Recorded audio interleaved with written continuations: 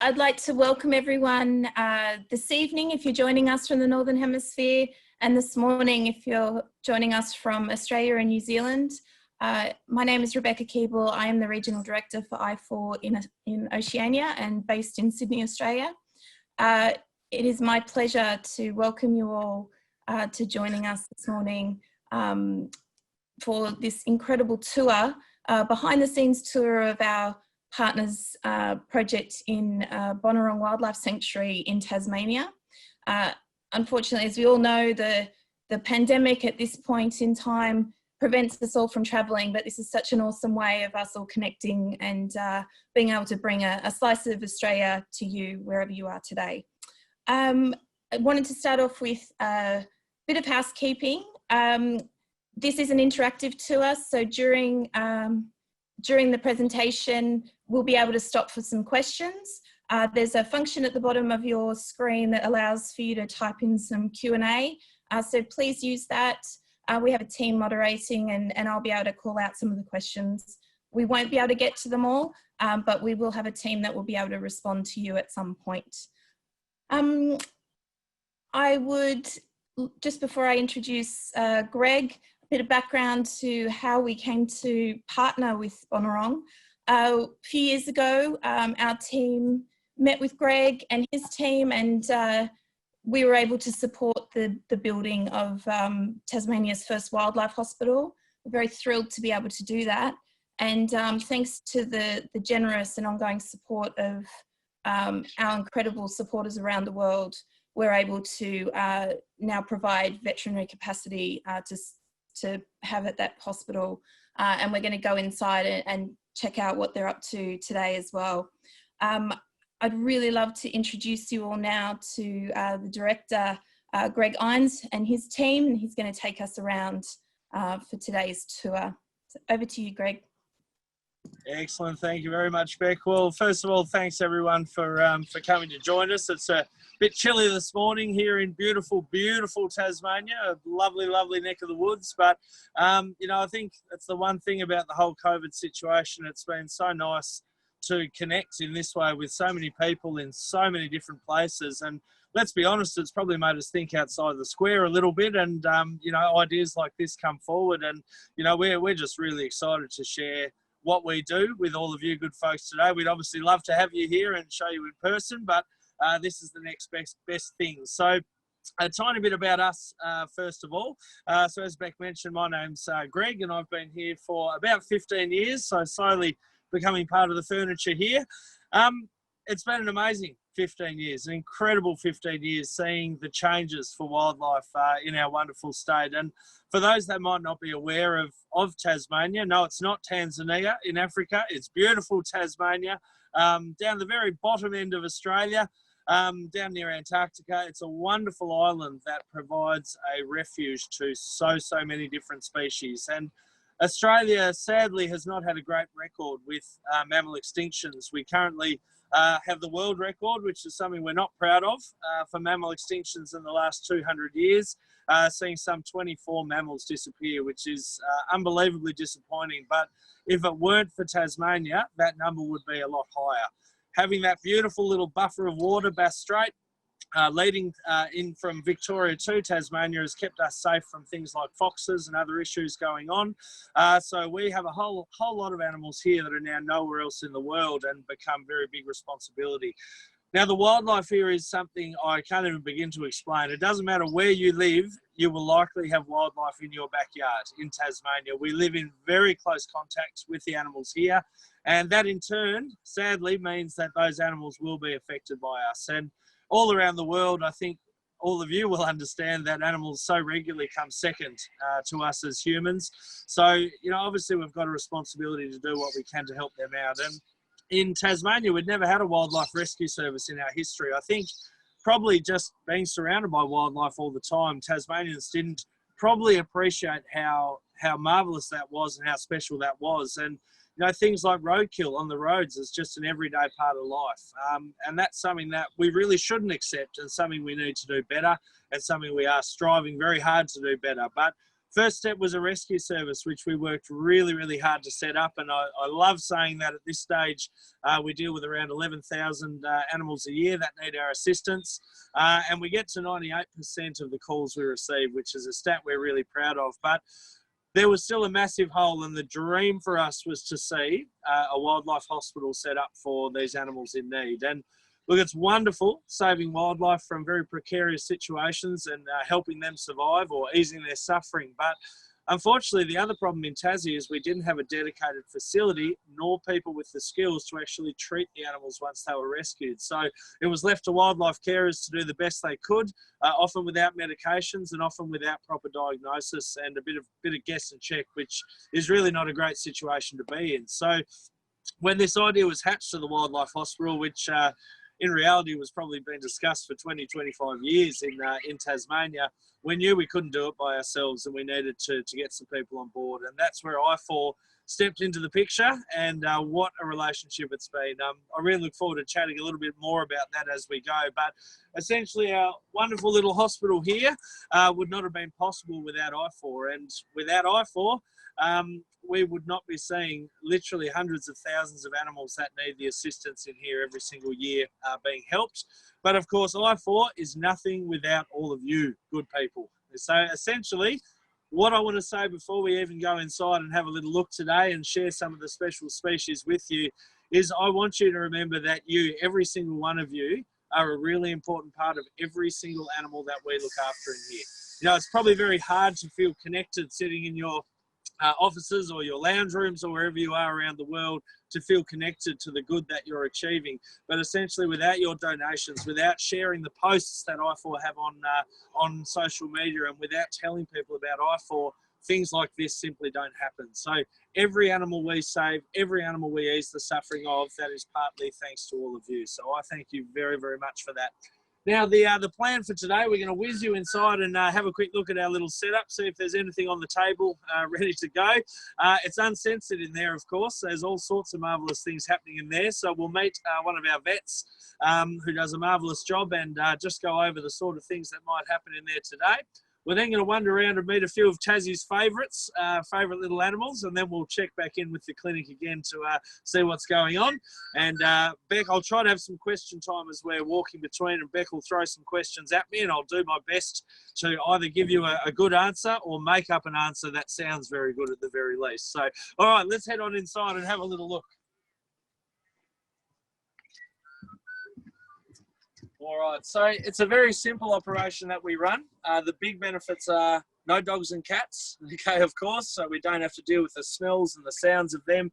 And more importantly, not a waiting room full of people that are getting angry because they're waiting because wildlife's come in that needs assistance. So wildlife only, wildlife comes first. And look, you know, if an animal takes a good hour to go over everything and see what's wrong with them, then we can give them that time. Animals hide their injuries. That's a massive problem. So they might be desperately hurt. We put them in front of us to have a look and they quickly just pretend everything's fine. Okay, don't want to be spotted by a predator being injured. Okay, so we have to do an incredible amount of work just trying to get to the roots of what's wrong with an issue. X-rays, blood samples, checking all the function of livers and all sorts of things to get to the bottom of it before we can work it out. Let's head on in. All right, so in here is just, yes, like a little, almost a research area and just a bit of office space for the guys. So just over here, which we have a little shine on, we've got things like a big centrifuge here for bloods. This will do a lot of analysis on those bloods and do the things that it needs to do.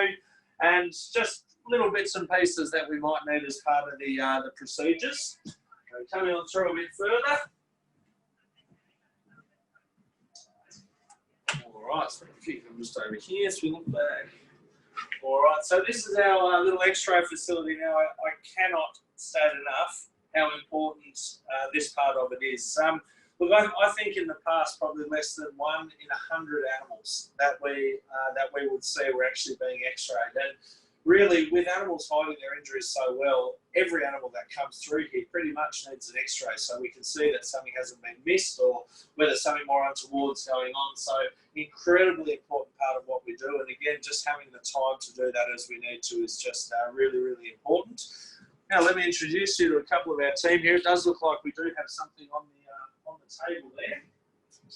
Hello, Dr. Alex and Hannah. So, folks, introduce you to a couple of these guys. He's fast asleep. I'm not disturbing him. Good. All right. So, just making sure. Obviously, he's asleep. He doesn't want to hear my big rumbling sounds.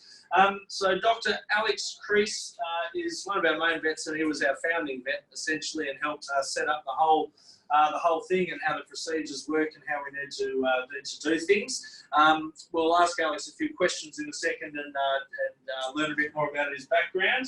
And Nurse Hannah, as we like to call her, has had extensive experience as a wildlife carer, but is also a qualified vet nurse. And that combination of things is really, really important in understanding what an animal's natural behaviour is like. So before we meet these guys, we might just have a quick ask of Dr. Alex, what's on the table. I'll get out of the way and just ask a few questions. What have you got there? So this is a bobok owl. It's one of the two species of owls that we have in Tasmania. So and this one was found on the road. It was hopping but unable to fly, and it has I can feel a fracture on the humerus on the left wing. So we just it's anesthetized, we intubated, and so we can breathe for him, and we put a esophageal stethoscope there so that we can check the heart and how the heart is going while we are doing the initial assessment. Beautiful. So, Dr. Alex, what would you say, so that for a sec, what would you say the prognosis is on this little guy, good or bad? Look, he's quite bright.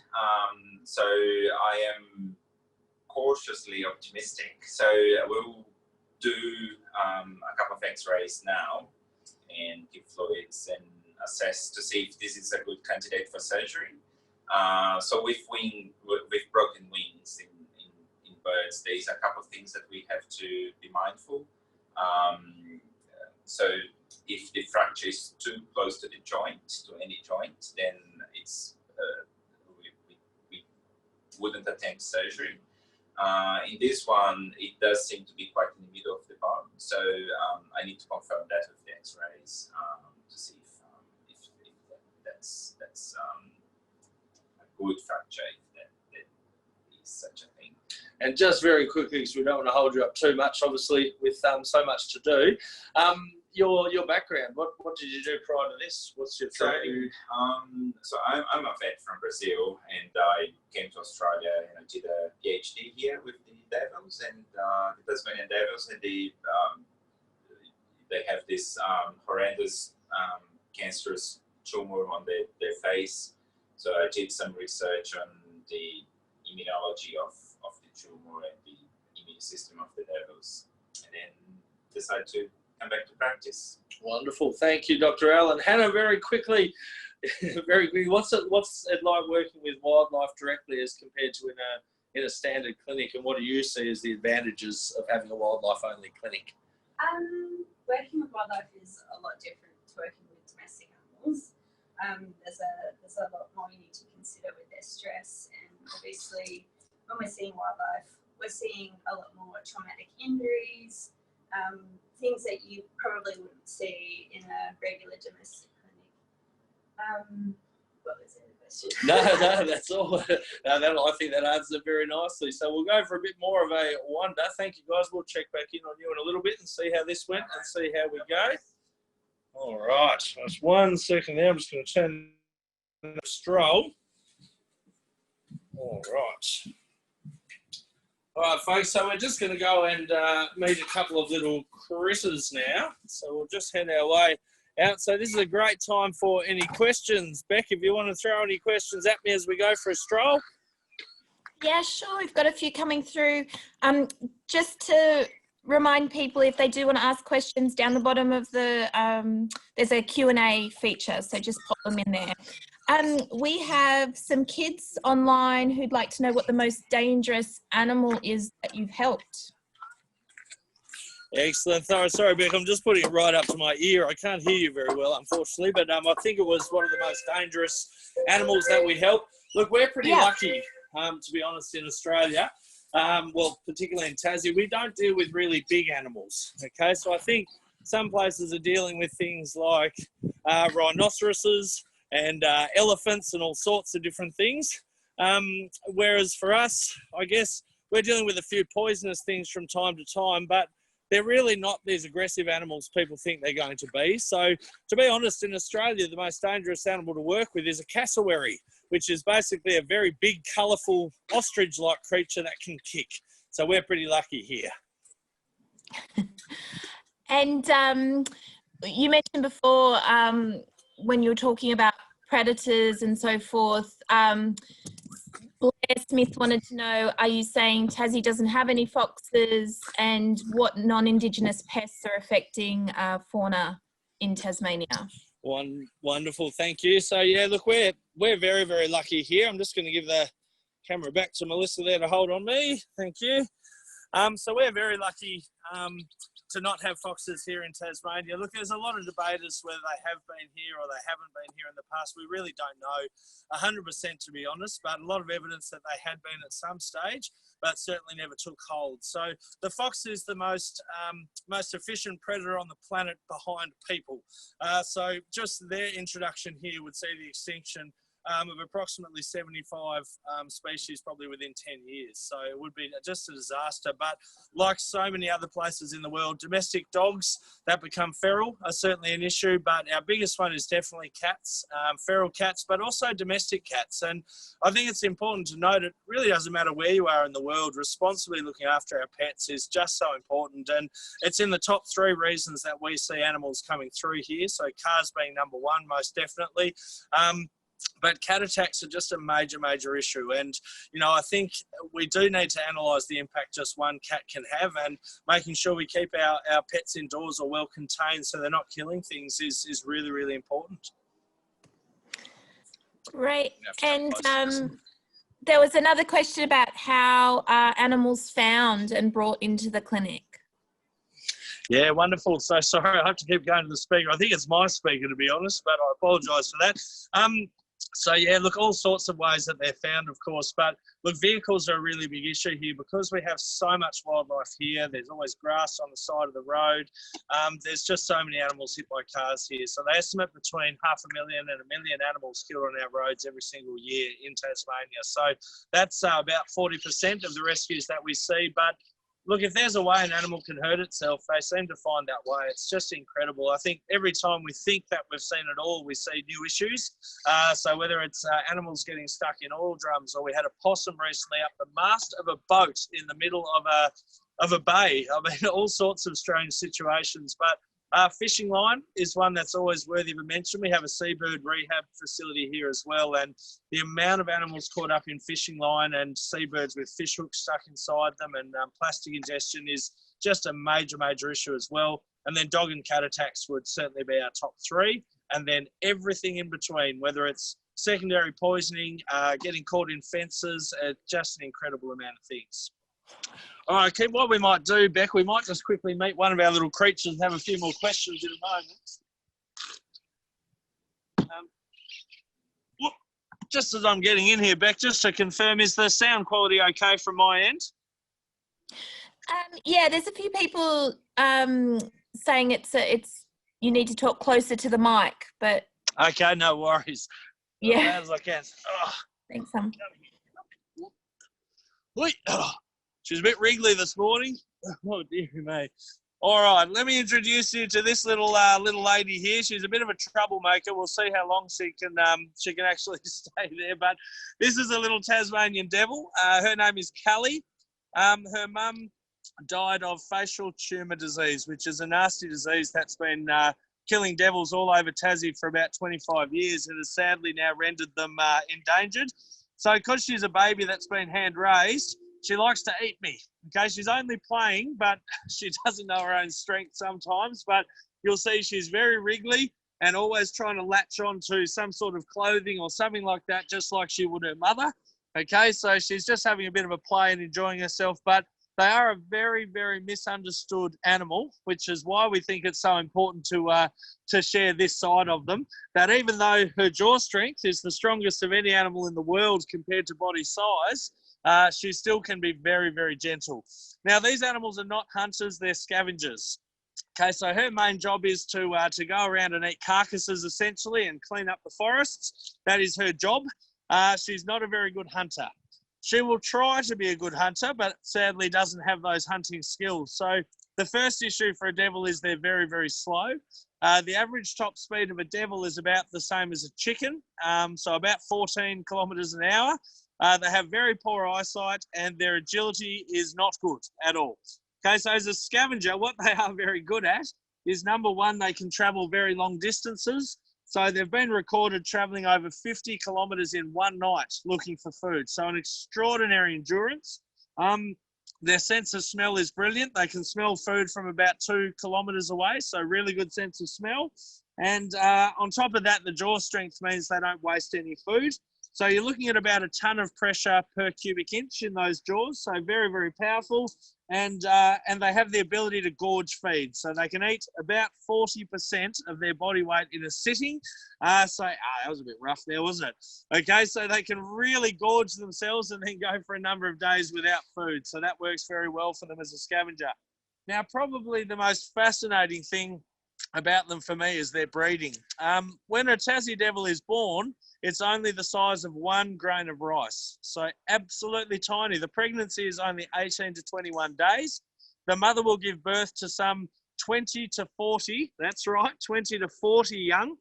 So an army of these little grains of rice are born, but a maximum of 4 can survive. Okay, there are only 4 spots inside the pouch. They do have a pouch like a kangaroo. Okay, so it's a real survival of the fittest, absolute challenge from the second they're born just to even make it to mum's pouch, where they'll spend about 11 months or so with mum before she hoofs them out and gets ready to breed again, and then they're completely solitary from there. Okay, and just very briefly, so we can go meet another animal as well, this little girl does not realise how important she is. There's been a real issue with orphaned Tasmanian devils, developing cataracts in their eyes when they've been raised, and we're not sure why that is. It's something to do with nutrition, but no one knows what. So what we need to do with this girl, and why we've kept her so friendly instead of raising her for release back to the wild, is we'll be working with the university here in the Save the Tasmanian Devil program to try and develop a devil-specific formula to hand raise orphan devils. So this little girl will hopefully breed when she stops behaving like a 2-year-old. She will hopefully breed. And then what we can do, because she's so friendly, is just take milk samples every 2 weeks. We can analyse the composition of that milk, and we can try to then replicate that composition and develop a devil-specific formula to hopefully save hundreds and hundreds of lives in the future. So she might be very cute, but she does not know how important she is at this stage. So fingers crossed that that all goes well. It'll be probably about a 2 or 3 year project to get that up and running. But what that'll mean is we'll see really small little devils that are currently euthanized if they're found very small being able to be raised, which is very exciting. All right, this little wriggly worm, I'm going to put her back down because she's being an absolute menace, and we'll head to another one. Oh, dearie me. That is not easy, I can tell you. All right, what we might do, we might head to the wombats next, I think. I might take that and do a quick swap around again so we can have some questions. All right, ready for another question there, Beck? Yeah, great. That was very well timed. We had lots of questions about the Tasmanian Devils and the facial tumour disease, so I think you've answered quite a few of those. People want to know, obviously, the impact of the bushfires that was, and how that impacted Tasmania, and I guess even now how COVID is impacting you as well. Absolutely, yeah. Look, the bushfires were, I mean, they were probably what you saw on the telly. Really, they were incredibly hot. You know, unfortunately, climate change is a very, very real thing, and we are seeing the effects of that every single year. And even in Tassie, we're seeing things like fires in rainforests, which haven't seen fires for hundreds and hundreds of years because it's just so dry, and just one little lightning strike setting it off. So the fires are burning hotter than they ever have before. And, you know, a fire like that, that's moving that quickly and, you know, 30, 40 metres in height, just barreling along nothing in that path is going to survive, unfortunately. So really every single animal can be affected by that quite badly. So look, some animals like wombats might take a bit of refuge underground, but then when they come back out, they might burn their little feet. But look, when fires burn that hot, there's not a huge amount of animals that you can really try and save, because so many of them, unfortunately, will, if they're still alive, will not be able to be saved. The injuries will just be too severe. And of course, for others that are close enough, they don't even get through the original incident. So all over Australia, we're seeing issues like that. We've had some really big fires here in the last handful of years, which we've done the recovery for, the main one a few years back. But yeah, look, it's just a case of course, making sure there's teams on the ground to try and get in there and help when it happens, and help put food out and stuff for animals to recover. But really, no animal is safe in a situation like that when it is just so hot. It's just an incredible thing, and very, very sad to see. And how about with the COVID situation? How's that impacting you guys in the centre and being able to rescue and treat those animals? Yeah, look, another great question. There's obviously been, I'm just going to turn this around and give this to, you grab him first, sorry. So yeah, obviously for us, what's really important for us is we're funded very much by our guests that come through. So while we're a sanctuary here, we're very much not a zoo. We don't import animals, or we don't collect animals. All the animals that are here for a reason. So for example, the Devils over there, and we have some that have been hit by cars and things like that. We have Tawny frogmouths that are blind in one eye. We have echidnas that are missing legs after dog attacks. So we're sort of a sanctuary for animals that can't go back. Our number one aim is to get things back out in the wild where they belong. So of course, for us, COVID's just meant a massive drop of income. So that can be obviously a little bit of a challenge. But look, this is where groups like IFAW have just been so crucial to helping us out and making sure that the animals aren't forgotten, because I think it's really important we don't forget animals. And look, interestingly, for the animals in the wild, they've probably had a small reprieve without lots of tourists and things visiting.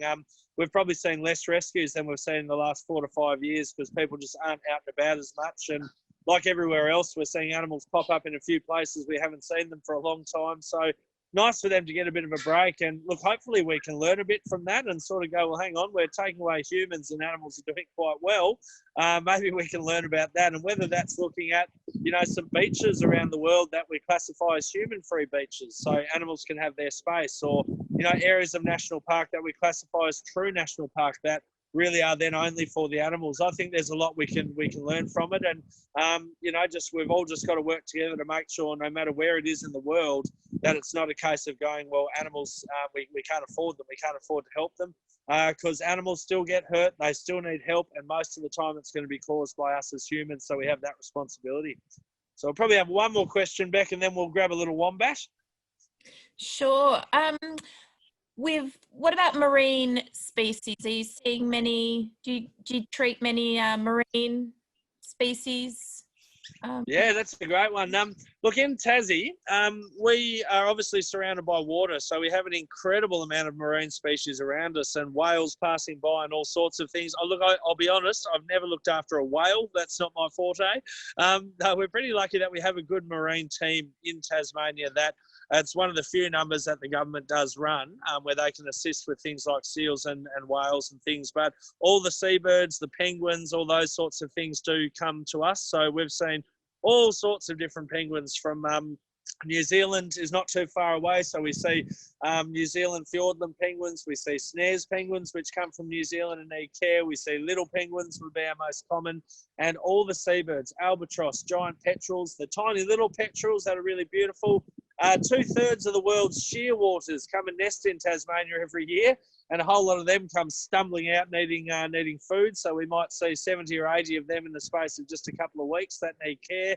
So lots of marine-based animals being an island. And again, seabirds and shorebirds, they just don't seem to get the attention that the cute, fluffy ones do when they really need it. I think we love beaches. I think everyone around the world loves beaches, but we forget that those are also habitats for wildlife, and they can be very easily disturbed if we're driving our cars around them or letting our dogs roam around them and that sort of thing. All right, I'm going to do a quick swap here. I'll just have to put the camera down for a moment because we're going to do a wombat change. One sec. There we go. All right. Come nice and close so you can hear. Beautiful. All right, I'd like to introduce you to Tatey. So, this little lump of gorgeousness, this is a wombat, okay, a common wombat. Now, this little guy here, his mum was hit by a car, which is why he's here. We have so many animals here with pouches. So not just our kangaroos, which of course are the most famous one, but most of our animals with fur and fluff here have a pouch for their babies. So many, many marsupials. So what that provides for us is an amazing opportunity to save lives. When a mum is hit by a car or attacked by a dog or whatever it might be, we have this great opportunity to take a youngster from a pouch and hand raise that animal to go back to the wild. And look, for most of them, of course, it's very much minimal contact. You must have a snooze. You feed them, you clean them, and you leave them. Okay, but for animals like this one here, this guy will actually be released back to the wild. Now, I know at the moment he's very friendly, and you sort of might be thinking to yourself, well, maybe that's not the right way to sort of handle them or deal with them if they are going back to the wild. But wombats fall into a very unique category where they basically need attention. Okay, if you don't give them attention as their mother would, then they don't thrive. They don't put on weight, they get sick, they show signs of illness and disease. So we have to hand raise this little fella, give him a bit of a cuddle and a play so he doesn't stress out. What's the most amazing thing though is even though he's like this now, in about 6 months' time, he'll be the most dangerous animal in the entire place. Okay, yes, snakes are dangerous, but they just don't come anywhere near you. Okay, whereas this guy here, when he becomes independent, he needs to tell his mother that, and he does that by attacking her. Okay, so he'll do exactly the same thing to us. He'll headbutt us, he'll bite us, he'll claw us. He'll do whatever he can to let us know that he's ready to go back to the wild. And then it's our job from there to find a suitable release site and to pop him back out there again. This is a very close relative of the koala as well, this little guy. You can probably see that with his cute little fluffy face. Now, he's wanted to go down for a play, so follow me.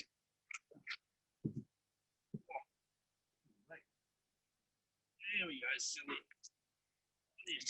What are you doing there? All right, so these little guys are fairly non-stop. They, especially at this age, we've got a much smaller one at the moment we're raising as well, but this guy here is just an absolute barrel of beans at this age, especially being a boy. So, yeah, he's just had his breakfast put in there, so he's very keen to get over there and have a snack. But, look, he's at the moment just refining his skills. He's learning to dig big, long burrows that he'll need to deal with in the wild.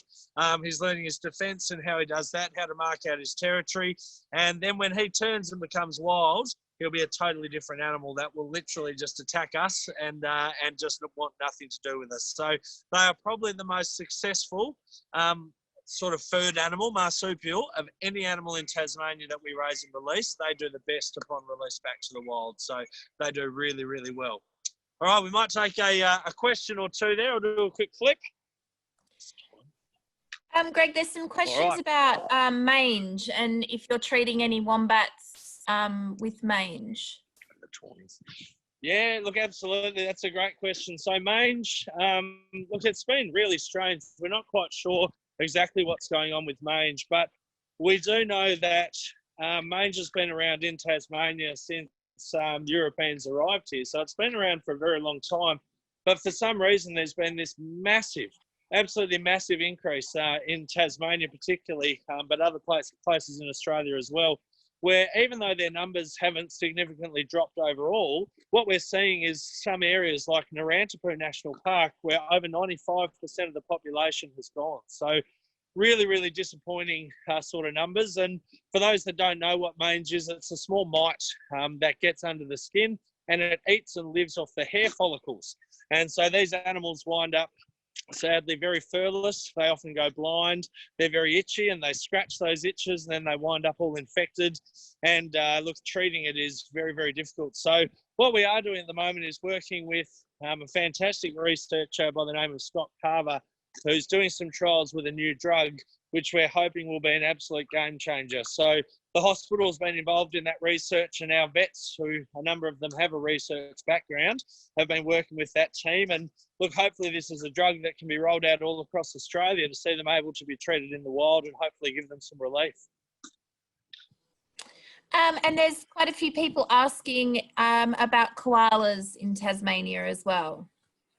Yeah, absolutely. Well, our little wombat friend looks a fair bit like a koala, and he's the cousin of the koala, but he's the closest thing we have to a koala in Tasmania.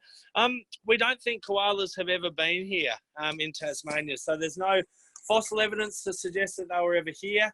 And the reason it's thought that's the case is Bass Strait, which is the water mass between Tasmania and mainland Australia. It's thought when that was above ground that it was very, very thick, swampy gums. And koalas are very fussy about what sort of food they eat. So it almost would have been a wall of no food, which sort of prevented them coming to Tassie in the first place. There's a lot of fantastic food here for them, and they do really well if they were here. However, they've never been here before. So certainly no koalas on our repertoire of animals we need to rescue. And they're not the cute, cuddly things you think they are either. They're very aggressive, nasty little beasts at times. So I'm not overly concerned we don't have to rescue too many of them, but obviously they have their own struggles on the mainland as well. And there's a really interesting question about is illegal wildlife trade impacting Tasmania? Yeah, great question. I'll just turn the camera around there. There we go. Thank you. Yeah, look, the wildlife trade, that happens all over the world. I think Tasmania is fairly sheltered from it, and we're really, really, really lucky for that. But, you know, there's certainly been cases that have been found out around people, you know, getting reptiles and things like that and trying to ship them around the place. But, look, our animals wouldn't be easy to sort of transport to other places or anything like that. So we are very, very sheltered compared to other places, you know, that have massive problems with it. And it's not just small. And I'm sure a lot of you will be aware of IFAW's magnificent work in that space as well. But in Tassie, thankfully, we are very sheltered from it and don't see a lot of it. But, you know, just like anywhere else, there's still things that are illegally imported, which quite often we're the ones who work with the government on helping those animals out or housing them till they can be shipped back to where they came from or anything along those lines, or vet checks and things like that. But we are quite sheltered from it, which is great. So I'll have one more question, Beck, and then I'll introduce you to these little guys. There's a question about Tasmanian tigers. I guess a bit of... Yeah. Tassie tigers, always a favourite topic of mine, absolutely.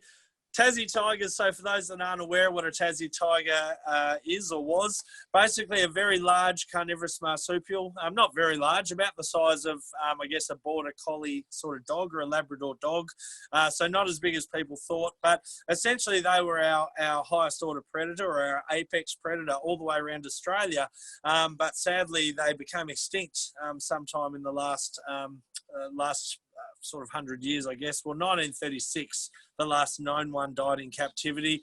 Look, personally, I believe they are now extinct, sadly, but I believe up until the 70s, 1970s, I reckon they were still around. A lot of really credible sightings and really fantastic evidence that they were about. But the truth is the Tassie tiger is just a tragic story we need to learn from. It's a hunter that was quite often wrongfully blamed for killing livestock and had a bounty put on its head and was largely shot to extinction with probably a bit of disease as well that helped wipe them out. But just a terrible, terrible scenario that the impact we had on them so quickly. And as you all know, a higher order predator is so important for a healthy ecosystem. They take out the weak, the sick and the injured, and they keep whole other species sort of strong.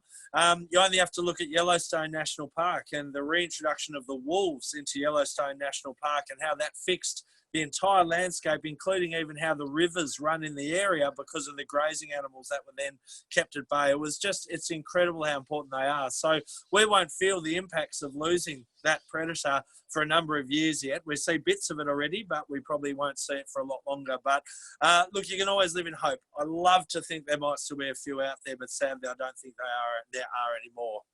All right, a quick introduction to our Tawnies, and then we're going to head back down to the clinic to check in on them there. All right, so here we have some tawny frogmouths. I'll get out of the way. You can go nice and close. So these guys here, they might look very much like an owl, but they're actually not owls. Their closest family that they live with are the nightjar family. Now, these guys here design themselves to look like a tree.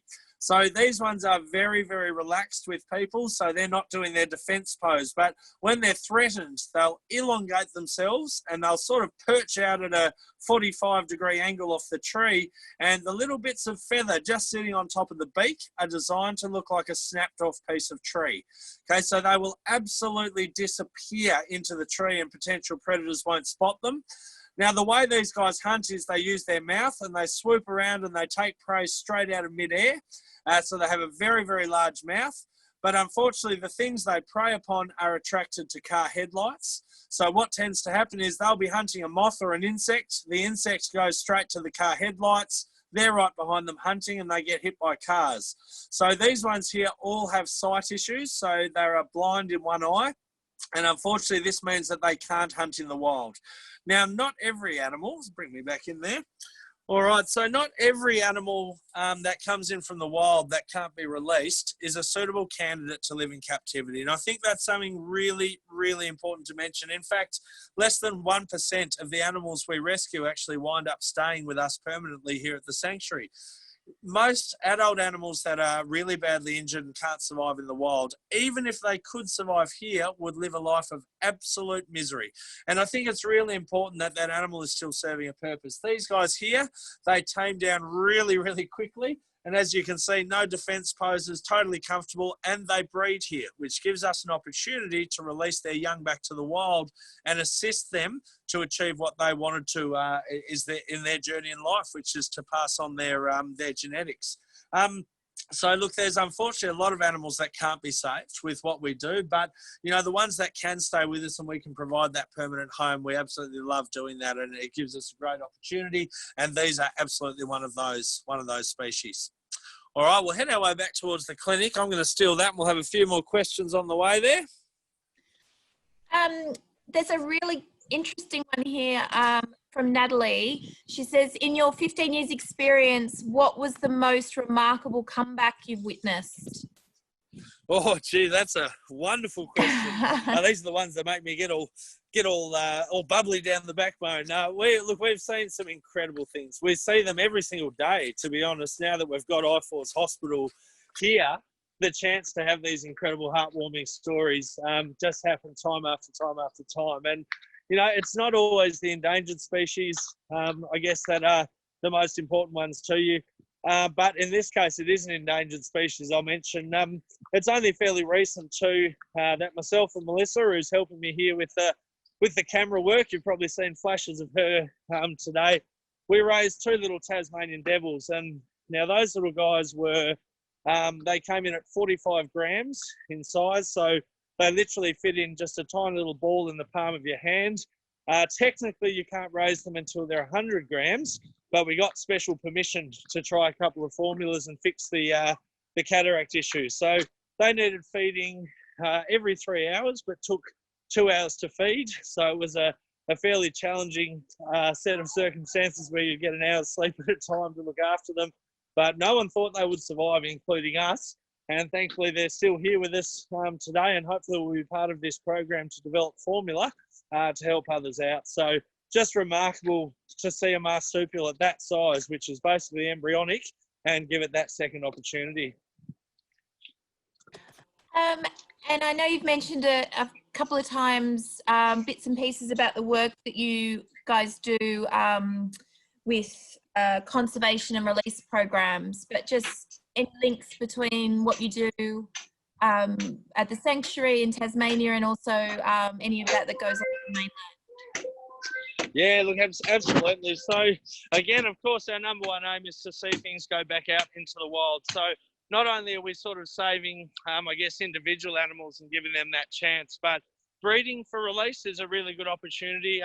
So some of the Tassie Devils we work with will be released back to the wild, particularly orphan ones. But probably the most exciting one to mention is the Eastern Quoll program that we've been involved in. I actually have a feeling the Eastern Quoll is what's next on the table. I might get you to check they're ready as well. So I think that's what we might see in a second, albeit in a very sleepy state. But the Eastern Quoll is a small carnivorous marsupial, very closely related to a Tasmanian Devil. 4 species of quoll in Australia, and they're all in decline. But this little guy is only in Tasmania and only became extinct on the mainland in the early 70s. So a really good opportunity to reintroduce them before the environment changes too much without them there. So that's been about a 4 or 5 year program, and some have now been released back to the wild. We've sent about 40 up to the program, and what we're probably most proud of is we have not taken one animal from the wild for that breeding program either, which is really fantastic.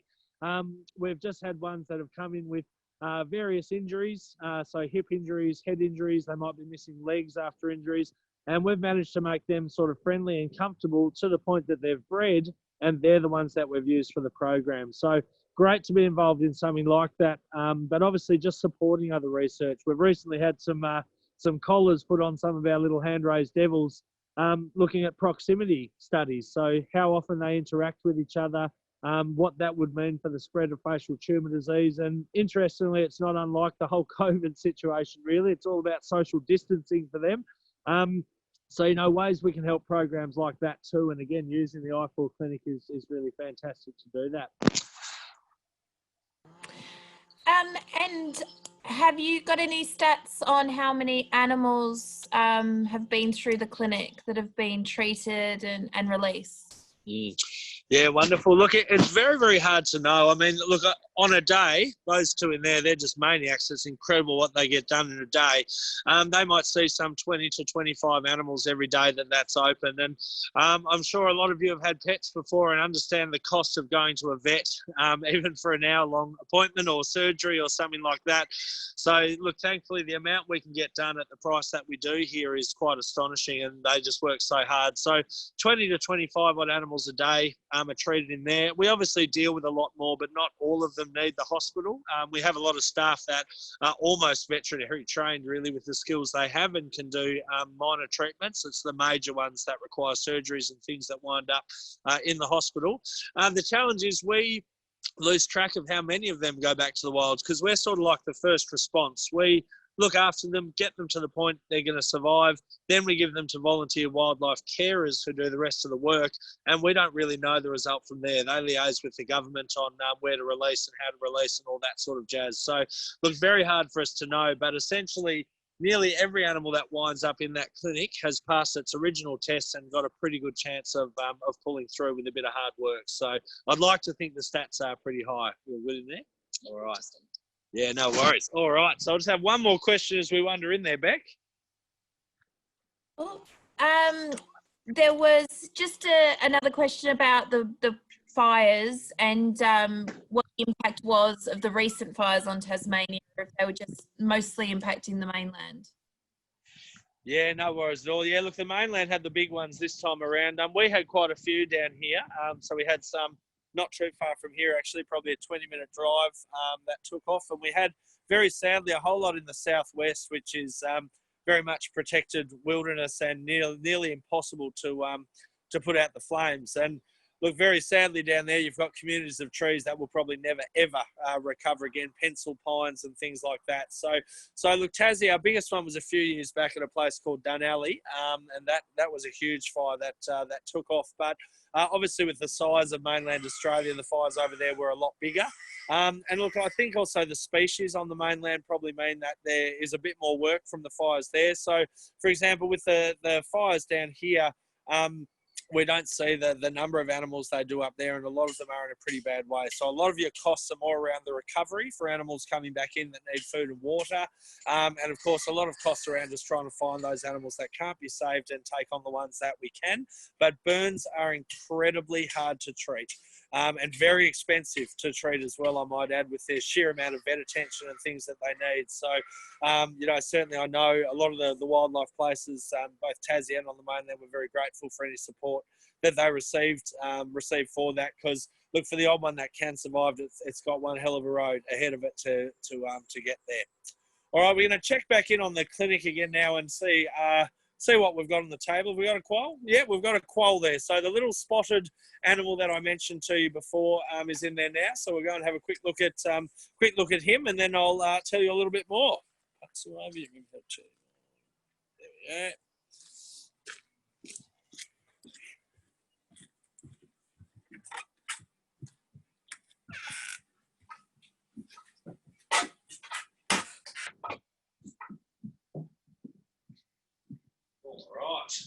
Get that for me. Thank you. All right, I'll take the camera here and we'll just take you back in to check in. First of all, how did you go with the boo-book? Yeah, he does have a fracture on the left wing. It's, I guess it's good and bad news. The good news is that it's a nice fracture to fix, but the bad news is that there is a wound on the patagium. The patagium is that membrane between the shoulder and the wrist, and that's a very important structure in birds. It's an elastic tissue, and it doesn't have the best healing powers. So we will try to. So the bone itself, the fracture itself, is not that challenging to fix. I think the patagium, that soft tissue injury, is more challenging. So we give fluids and pain relief, antibiotics. It's an open fracture. So it's in the humidity crib at the moment, recovering from the anesthesia. So it's kind of like an incubator, little incubator where they can wait and be warm. And he will go for surgery in the afternoon. Wonderful, sounds good. And tell us about this little guy. So this is an eastern quoll. So that's a carnivorous marsupial. It's related to Tasmanian Devils. And the interesting thing about these animals is that they are native to Tasmania, and now they are endemic to Tasmania. So they once lived on the mainland as well in Australia, but they were extinct because of foxes there. So I think the last records on the mainland were from the 60s. But they are present here in Tassie. And this, and we found a group of quolls from an area here that came very anemic, full of parasites, and we have wounds on the tail. So we are just monitoring them. They have recovered for the most part, and today is just a recheck. So this one has been in care since the 6th of June, so nearly 2 months in care. So, and hopefully he will be well soon enough. And I'm just looking at the tire at the moment, and I think it might need another week or two, and we'll be able to release him back. Wonderful. Thank you very much. All right, I'll pop that on you there. All right, so folks, we'll just head back out the front so we don't disturb these guys too much while they do their work. But yeah, that's one of those little animals I mentioned that we're working to release back to the wild. So very exciting. And the one that Alex mentioned there, we have had some successes. So from a place called Bruny Island that we've had so many of them coming in, and it's this strange parasite burden. So we've already seen a couple go back, which is really exciting. Only one hasn't pulled through, and being an endangered species, every single one counts. So there's a few more here as well. But as you can see, 2 months of veterinary care essentially to get that animal to this point, and probably another couple of weeks care, which is all made possible. We'll head back out the front there. There's a swan hissing at me from that box down there as our next patient on the list.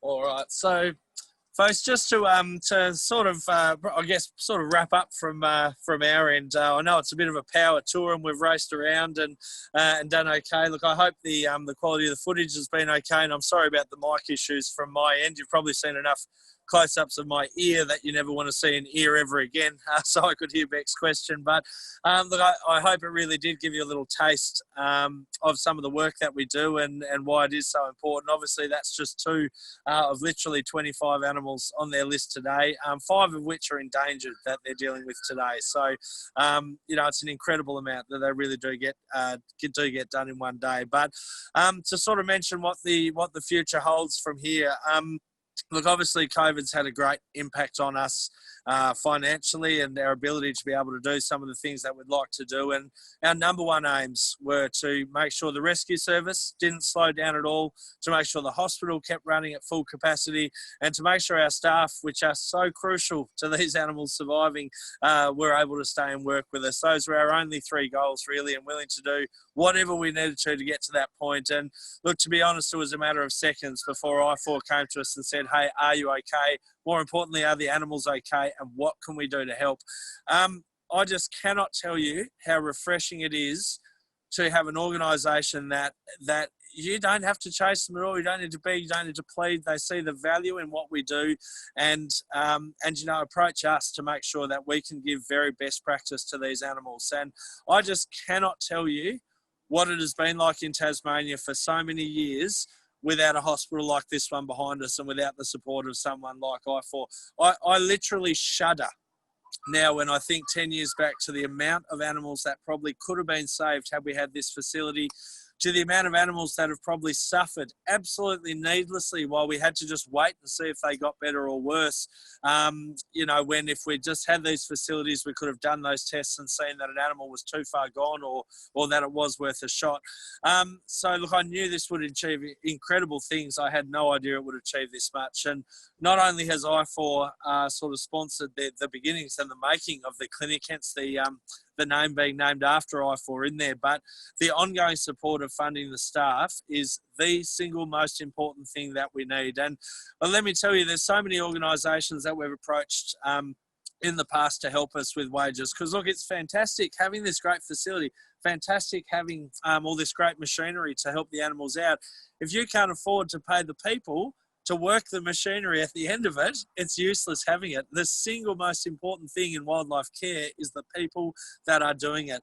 And when we explained that to IFAW, and that was our biggest limitation, they were just so quick to say, well, it's not about what it's funding, it's about the results. And I think that is so often forgotten in spaces like this.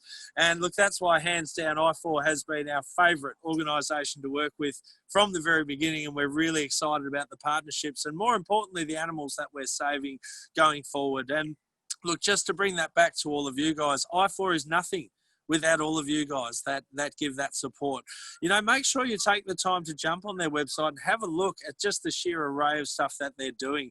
It is the most big-hearted business I've certainly come across before, and we're just almightily proud and honoured in many regards to be seen as worthy of working with IFAW. So to all of you that have donated and, you know, especially kept donating during this COVID time and are ongoing supporters of IFAW, you know, I just can't thank you enough. You know, you don't always have to be the person on the front line to kick the goals, but make sure you do take the time to have a think about where your donations go and where your support does go, because you are a really important part of everything that they achieve.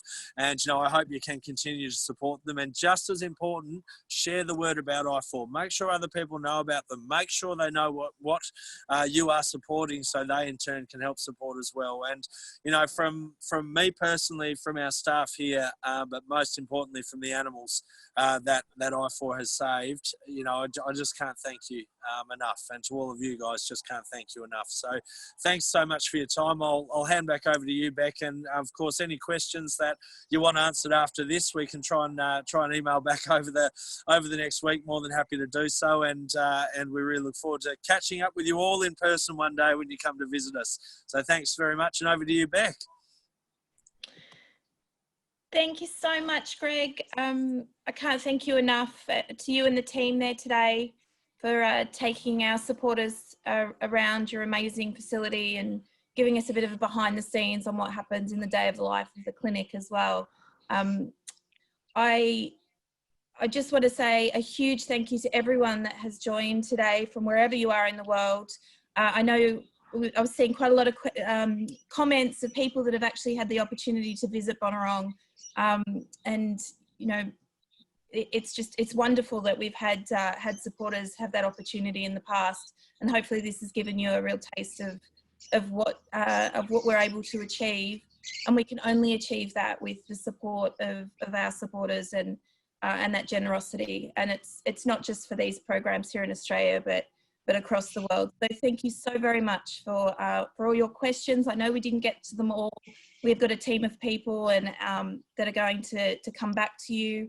And also, we'll be sending out a link. It was recorded, this session was recorded, so we'll be able to send out that link to you, and please feel free to share that with friends and family as well. Thank you very much from wherever you are in the world. Stay safe and healthy, and we look forward to sharing more of these tours with you going forward. Have a great day.